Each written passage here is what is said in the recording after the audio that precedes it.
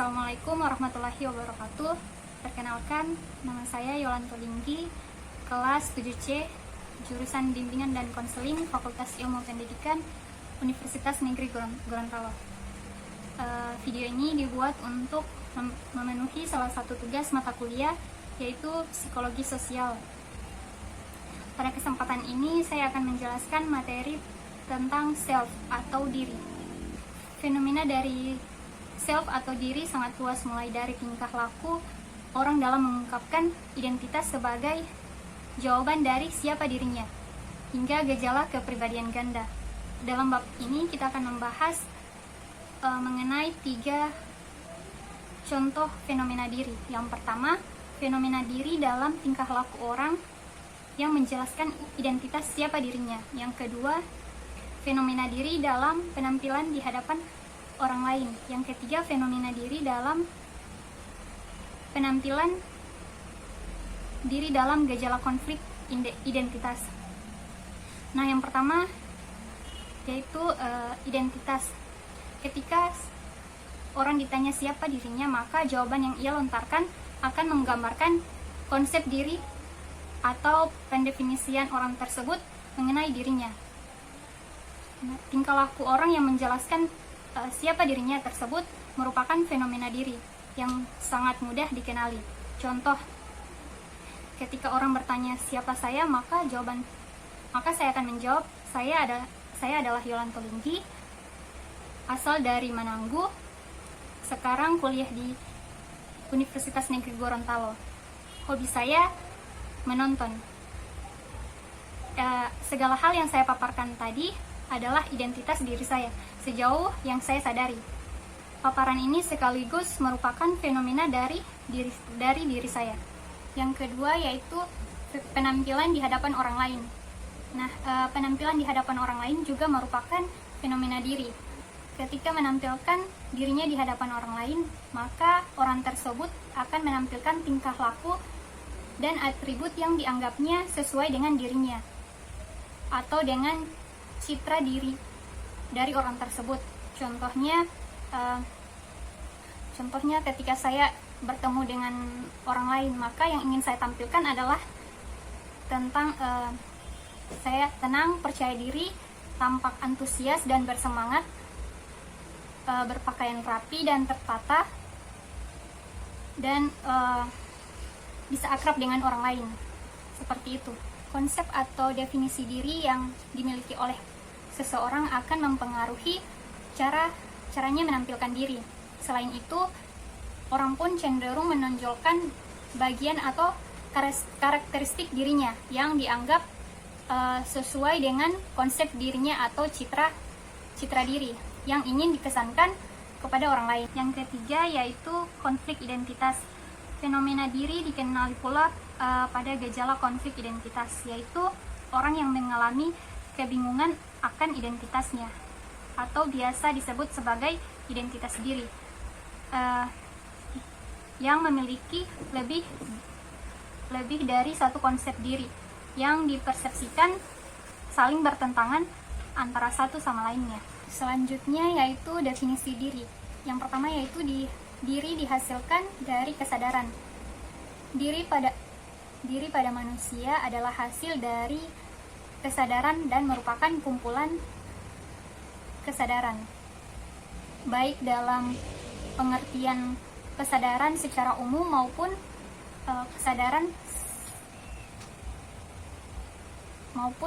pengertian kesadaran keinsafan, kesadaran yang lebih khusus dan aktif mencermati objek tertentu. Kesadaran mencakup baik kesadaran terhadap dunia, orang lain, maupun diri sendiri. Kesadaran terhadap dunia menghasilkan kesadaran akan objek-objek yang ada di dunia, yang pada gilirannya nanti akan menghasilkan kesadaran orang akan keberadaannya di dunia. Dengan demikian, dapat dipahami bahwa kesadaran terhadap dunia mulai dari kesadaran akan objek-objek yang ada di lingkungan hingga dunia secara lebih luas merupakan dasar dari kesadaran terhadap diri sendiri. Tanpa kesadaran akan objek-objek di dunia atau objek di luar diri, tak ada kesadaran akan diri sendiri. Kedua, yaitu derajat kesadaran sebagai dasar bagi perkembangan diri. Contohnya, orang dapat menyadari dirinya sebagai satu keberadaan serta menyadari keadaan dan situasi yang dialaminya, seperti sadar akan rasa lapar yang dialaminya dan sedang membutuhkan makanan. Yang ketiga yaitu diri terbentuk dan tumbuh dalam interaksi dengan orang lain. Kesadaran diri tidak muncul begitu saja pada manusia. Ketika ia lahir belum ada kesadaran diri. Interaksinya dengan manusia lain yang kemudian memungkinkan terbentuknya kesadaran diri melalui pengamatan terhadap orang lain dalam interaksi sosial. Individu menyadari adanya perbedaan antara dirinya dengan orang lain, yang lantas mendorongnya untuk memaknai dirinya. Dari situ, identitas diri muncul dan membentuk diri. Dalam interaksi lebih lanjut dengan lebih banyak lagi manusia lain, dan diri pun tumbuh dan berkembang. Selanjutnya mengenai diri, yaitu diri mengandung representasi sosial, tetapi juga relatif otonom ketika sudah menentukan prinsip-prinsipnya. Diri merupakan hasil interaksi individu dengan lingkungan sosialnya. Asumsi diri sebagai hasil yang terjadi.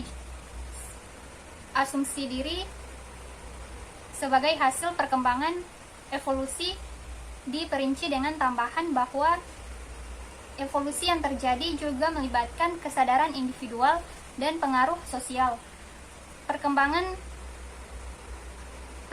evolusioner yang menghasilkan diri bukan perkembangan yang lepas dari kesadaran individual dan pengaruh sosial, baik yang kodrati dan hasil pembelajaran sosial berperan penting dalam evolusi diri. Selanjutnya ada penelitian klasik mengenai diri, memaparkan penelitian citra diri oleh Manford H. Kahn yang menunjukkan 4 aspek diri. Yang pertama deskripsi fisik, yang kedua deskripsi sosial, yang ketiga deskripsi sifat pribadi, dan deskripsi eksistensial. Pertama yaitu deskripsi fisik, yaitu yang umumnya dikemukakan secara objektif serta dikenali relatif sama oleh orang yang memilikinya dan orang lain. Yang kedua, deskripsi sosial, yang merupakan implikasi dari keberadaan kita sebagai makhluk sosial yang perilakunya dibentuk sampai batas tertentu oleh peran yang kita mainkan. Yang ketiga, yaitu peran sosial. Peran sosial tidak hanya membantu orang lain mengenali kita, tetapi juga membantu mengetahui apa yang diharapkan dari kita dalam menghadapi situasi. Yang ketiga yaitu deskripsi sifat pribadi, yang merupakan hasil penyimpulan dari respon dan kecenderungan orang dalam menanggapi rangsangan dari lingkungan dan situasi yang dihadapi. Keempat yaitu deskripsi eksistensial, yang merupakan hasil abstraksi dari keberadaan kita di alam semesta. Itulah penjelasan singkat terkait materi self dari saya. Nah, selanjutnya saya akan menampilkan video terkait dengan materi self.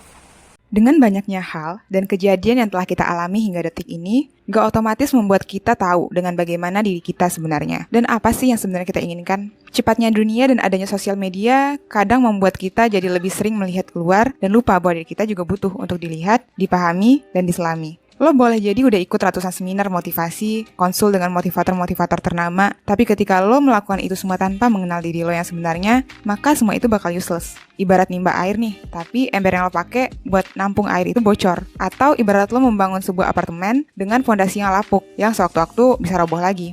Emang sepenting itu ya mengenal diri? Oke, sebelum gue lanjut, silahkan like, subscribe, dan share video ini.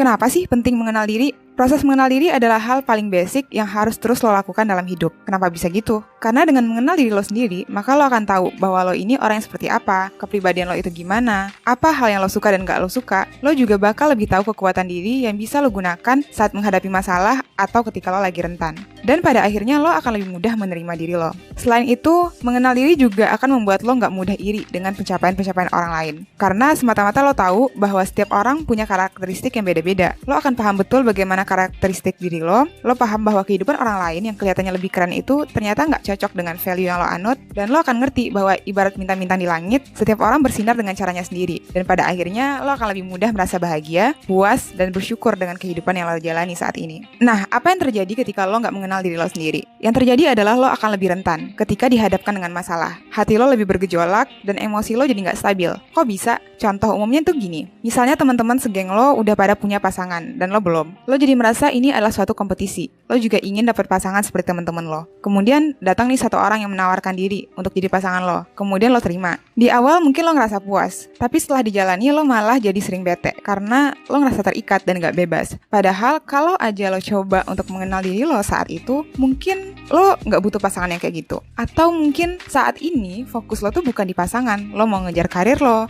mau lanjutin pendidikan lo, dan lain sebagainya. Nah, hal kayak gini, kesalahan-kesalahan kayak gini bisa kita hindari kalau kita lebih kenal sama diri kita sendiri.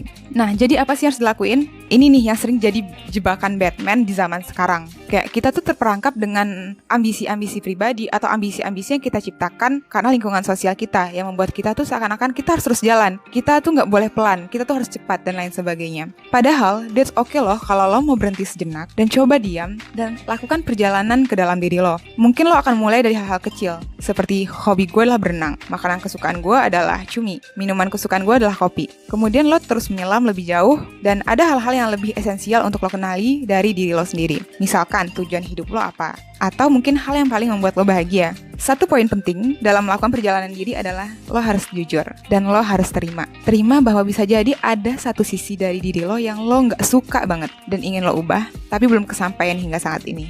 Dan terima juga kalau lo punya sisi positif yang mungkin selama ini orang udah sering bilang ke lo, tapi lo selalu nganggapnya enggak gitu. Jadi apapun yang lo temukan dalam proses ini, terima dulu. Terima kalau itu adalah bagian dari diri lo. Jadi kita harus mulai dari mana sih? Dari sekian banyak hal yang harus lo kenali dari diri lo sendiri, apa sih hal yang paling esensial untuk lo kenali? Pertama, personality atau kepribadian lo. Lo itu orangnya gimana sih? Terutama saat lo lagi sendiri, di saat lo lagi sama keluarga, di saat lo sama teman-teman, dan di saat lo berada di kerumunan orang asing. Bisa jadi lo orangnya pendiam kalau lagi di rumah, tapi heboh banget kalau lagi sama teman-teman. Kalau lo merasa kesulitan dalam mengetahui kepribadian lo juga bisa nih ikut mentoring sama 1% biar kita bisa lebih mengenal diri dan mengetahui kepribadian kita tuh sebenarnya seperti apa sih. Yang kedua, apa kelebihan dan kekurangan lo? Kalau lo perhatiin, ini adalah pertanyaan yang sering ditanyain saat lo lagi ngelamar kerja atau mau ikut komunitas, organisasi, kepanitiaan, dan lain sebagainya. Dengan mengetahui kelebihan lo, maka lo bakal paham lo itu ahlinya gimana sih. Lo juga bisa mengembangkan diri lebih jauh dan kemudian akan membuat reputasi lo lebih bagus dan bisa bermanfaat juga nih buat orang-orang di sekitar lo. Dan juga dengan mengetahui apa kekurangan lo, maka lo bakal tahu apa persisnya yang harus dibenahi dari diri lo. Sesulit apa sih untuk membenahinya dan bagaimana cara untuk melakukannya. Sehingga ketika orang lain menjudge lo buruk, lo nggak bakal denial, nggak berdebat, nggak marah, karena lo memang tahu dan mengakui kalau lo orangnya memang seperti itu dan lo lagi berprogres nih untuk bisa meningkatkan diri lo. Yang ketiga, value utama yang lo anut. Apa aja nilai dan prinsip yang lo anut? Karena prinsip dan value inilah yang paling berdampak dalam proses lo mengambil keputusan, dalam menyelesaikan konflik, berkomunikasi dengan orang lain, dan lain sebagainya. Jadi jangan berusaha terlalu keras untuk nemuin satu hal penting di hidup lo, karena mungkin lo punyanya banyak. Yang harus lo lakukan adalah lo list dulu nih semua value-value itu, dan mungkin habis itu lo bisa cari nih yang paling deket sama hati lo yang mana sih. Yang keempat, tubuh lo. Seberapa kuat sih fisik lo? Apa hal yang gampang bikin lo lelah atau jatuh sakit? Karena seberapapun ambisiusnya lo dalam mencapai cita, lo harus tetap adil nih sama badan lo sendiri. Karena dia dong yang berjuang selama ini. Lo harus penuhi haknya untuk mendapatkan nutrisi yang cukup dan memenuhi apa yang lo bebankan ke dia. Setidaknya hari ini dia masih bernafas, masih berdetak, masih memberi lo kesempatan untuk hidup setidaknya 1 hari lagi. Yang kelima, tujuan hidup, cita-cita, dan skala prioritas lo. Di dunia yang sementara ini, apa sih hal yang benar-benar pengen lo capai? Dalam arti kata, bisa membuat hidup lo bermakna. Nah, Dengan mengetahui apa tujuan hidup lo kemudian bakal otomatis tahu mana hal yang masuk dalam list prioritas lo dan mana yang enggak. Tapi perlu diingat, untuk mencapai itu semua, tentunya lo butuh perencanaan dan butuh konsistensi. Jadi, lo harus juga nih mengenal diri lo tipikal orang yang seperti apa dalam melakukan pekerjaan, sehingga lo bisa sampai ke tujuan hidup lo tersebut. Sebenarnya masih banyak hal lagi yang perlu lo pahami dari diri lo. Mungkin tentang perasaan lo, apa yang bikin lo sedih, apa yang bikin lo marah, apa yang bikin lo bahagia, dan lain sebagainya. Tapi itu mungkin akan panjang lagi tuh bahasannya. Layaknya pernikahan yang sering disebut-sebut sebagai proses mengenal pasangan seumur hidup, begitupun juga dengan mengenal diri lo sendiri. Ini bakal jadi proses yang sangat panjang banget. Jadi jangan pernah mikir kayak, oke, gue orangnya gini. Dan lo akan selalu kayak gitu. Karena pengalaman lo akan terus bertambah, dunia akan terus berkembang, dan itu akan menentukan lo menjadi orang seperti apa, dan yang membentuk lo menjadi pribadi yang seperti apa. Jadi, proses mengenal diri ini harus lo lakukan secara kontinu. Sesederhana menyediakan 5-15 menit setiap harinya untuk melihat ke dalam diri lo. Semoga dengan lo mengenal diri sendiri, bisa membuat lo setidaknya 1% lebih mudah dalam menjalani hidup ke depannya. Dan kalau lo kebingungan dengan semua proses mengenal diri ini, lo juga bisa ikut mentoring dengan 1% untuk menemukan sebenarnya lo dirinya seperti apa sih. Gue Putri, jangan lupa bahagia.